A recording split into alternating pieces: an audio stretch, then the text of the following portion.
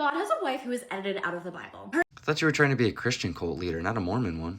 name is Asherah, but you might know her as tree, grove, or pole, since that's what the King James Bible replaces her name with.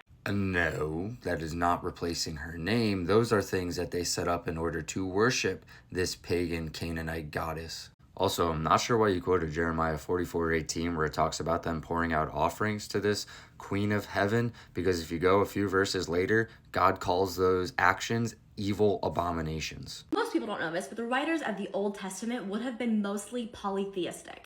Yeah, yep. Oh, yeah, they were definitely polytheistic. They weren't condemned or punished for attempting to have all of these other false gods or anything. No, of course not. A majority of the Old Testament writers would have worshipped Asherah until the reign of Josiah. Yeah, and guess what? They were punished for it because Asherah is a false god. She's not real.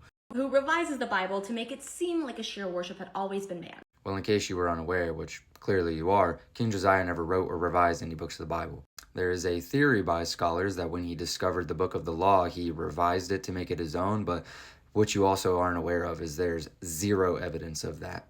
It's nothing more than a theory. When the reality of it is that 80% of the Bible was likely written by people who would have accepted Asherah as God's wife.